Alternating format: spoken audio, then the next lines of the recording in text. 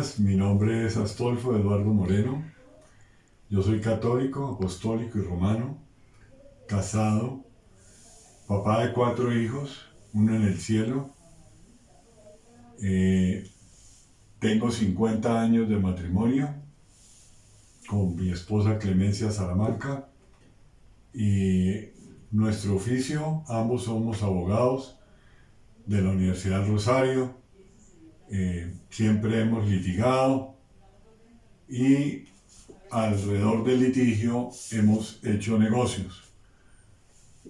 Uno de ellos fue, tuvimos un colegio en el cual educamos a nuestros hijos mayores especialmente, porque entre los dos mayores y el tercero hay una distancia, con el mayor 20 años y con el segundo 18 años.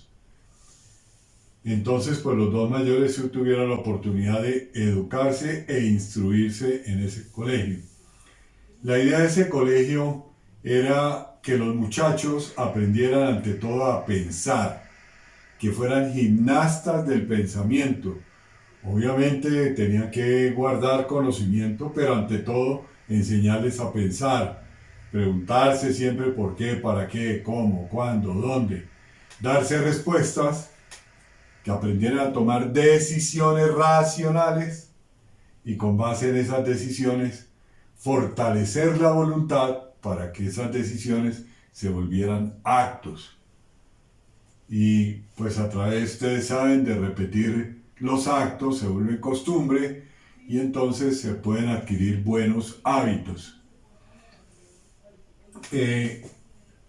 Hacia los años 90-91 nosotros tuvimos una experiencia muy fuerte porque estábamos en la tercera quiebra, ya uno glu que me ahogo, y en ese momento un amigo muy querido que seguimos siendo amigos, él es de familia, su papá judío, él es católico también, me habló de las apariciones de la Virgen y lo que la Virgen venía diciendo en las diferentes apariciones que venían desde el 1830 y aún más, desde antes, desde el 1640 más o menos.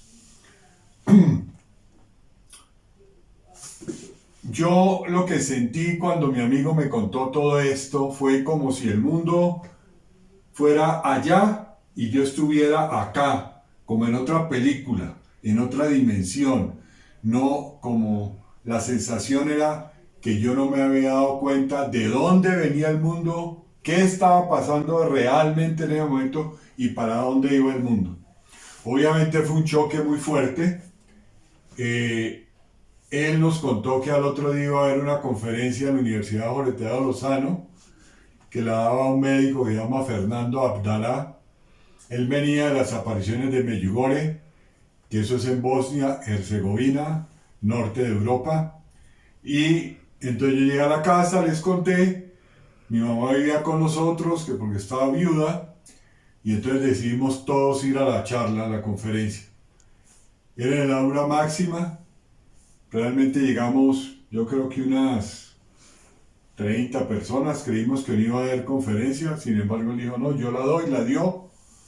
Y para otros fue muy impactante, como completar ese esquema. Nos contó que la Virgen estaba apareciendo en Pereira, organizamos unas peregrinaciones en un bus viejo, con otros amigos que llamamos. Llevamos sándwiches porque no teníamos ni para pagar restaurante, ni mucho menos hotel. Entonces fue ir, eso era un monte, que estarnos hasta tarde, que fue la aparición. Tenemos filmadas las cosas milagrosas que sucedieron ese día, están filmadas. Y pues devolvernos casi hacia la madrugada otra vez. De ahí empezamos a querer formarnos, a conocer la fe, porque queríamos tener una fe razonada, una fe no simplemente porque sí, no. Y por eso empezamos a ir al foyer de Charité, que queda en Zipaquirá, en la vía Neusa. Ese foyer lo fundó una persona que vivió 50 años alimentándose únicamente de la Eucaristía, ni un grano de arroz ni una gota de agua en Francia, donde fueron los médicos a decirle que era una farsante y no pudieron. Esta señora Marta Robán se alimentaba únicamente de la Eucaristía, se estigmatizaba y vivía la pasión del Señor. Y a través del padre Finet, que era su director espiritual, fundó los foyers de Charité en el mundo entero para formar a los laicos de los últimos tiempos. Allá con el padre Umaña fuimos, él nos dio, digamos, las respuestas en ese esquema que hizo Marta Robán, que es el que tiene que seguir el sacerdote, las respuestas a las incógnitas, a las preguntas que uno tenía fundamentales de la vida humana y de los temas de Dios. Con base en eso, pues seguimos yendo cada año a retiros de una semana, que era Semana Santa, y empezamos a formarnos. Cuando tuvimos el colegio, como no conocíamos a Dios, el colegio le cambiamos el nombre y llamaban Los Caminos, porque preparábamos a los alumnos para que escogieran un camino, porque nosotros no conocíamos el camino. Ya entonces, una vez formados, empezamos, bueno, de ahí de todas esas cosas sale la vocación del hijo mayor que estaba estudiando ingeniería industrial en los Andes, y él le dijimos, no, termina su carrera y después se va, así hizo, terminó y se fue al seminario.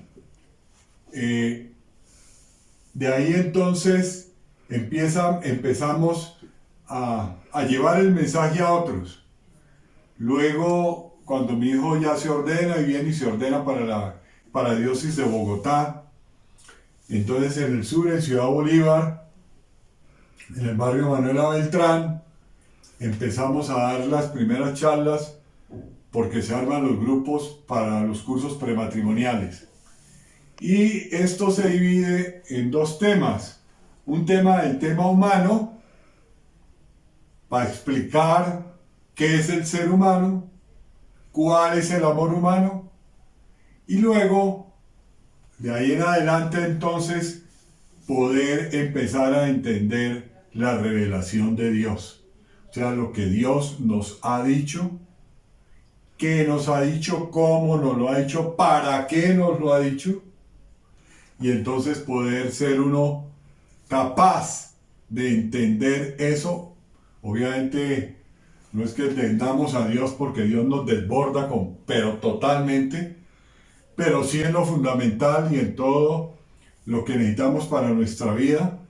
Y entonces se armaron de ahí unas charlas que llevamos casi 30 años dándolas, y de ahí hemos tomado esta decisión con el ingeniero Benjamín, que está detrás de cámaras. El Señor lo ha enviado, yo creo que nos ha unido para que empezar a grabar todo esto, montar un canal para que pueda haber una continuidad en las charlas.